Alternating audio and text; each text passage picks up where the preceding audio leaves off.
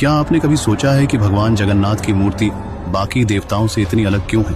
न पूरे हाथ हैं, न पैर हैं, आंखें इतनी बड़ी हैं और चेहरा भी आम मूर्तियों जैसा नहीं दिखता। क्या ये कला अधूरी रह गई थी या फिर कोई दिव्य रहस्य है? ये कोई सामान्य मूर्ति नहीं, बल्कि स्वयं भगवान श्री कृष्ण की दिव्यता का सबसे रहस्यमय रूप है। ये कहानी शुरू होती है उस समय से जब द्वारका डूब गई थी और भगवान श्री कृष्ण ने पृथ्वी से विदा ली थी।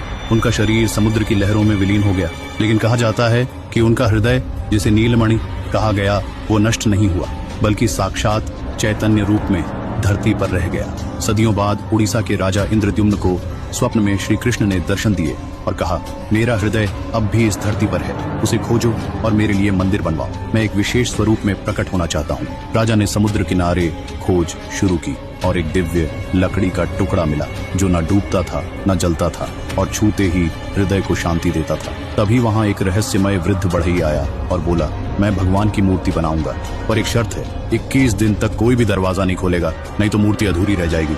राजा ने वादा किया। बढ़ई कक्ष के भीतर चला गया। दरवाजा बंद हो गया। अंदर से कुछ दिनों तक आरी हथौड़े की आवाज आती रही।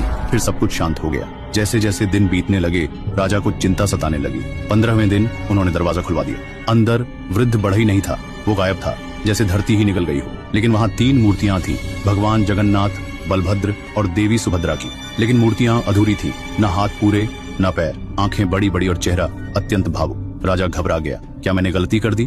तभी आकाशवाणी हुई, राजन, तूने समय से पहले दरवाजा खोला, पर यह अधूरा स्वरूप ही मेरा सबसे प्रिय रूप है। यही मेरी लीला है। इसी रूप में मैं इस युग में पूजित हूँ। तब से पुरी में भगवान जगन्नाथ के इसी अधूरे से लगने वाले रूप की पूजा होती है और हर साल दुनिया की सबसे भव्य रथ यात्रा निकलती है, जहाँ भगवान स्वयं रथ पर बैठकर अपने भक्तों के बीच आते हैं। कहते हैं उनकी आंखें इतनी बड़ी हैं क्योंकि वो हर जीव को देख रहे हैं। उनके अधूरे हाथ इसीलिए हैं ताकि वो हर भक्त को अपने हृदय से जोड़ सकें। और उनके बिना पैरों का मतलब ये नहीं कि वो अधूरे हैं, बल्कि ये दर्शाता है कि उनका अस्तित्व हर दिशा में फैला है। भगवान जगन्नाथ अधूरे दिखते जरूर हैं, पर वे पूर्णतम हैं। उनका यही स्वरूप हमें सिखाता है कि ईश्वर की पूर्णता हमारी आंखों से नहीं, श्रद्धा से देखी जाती है।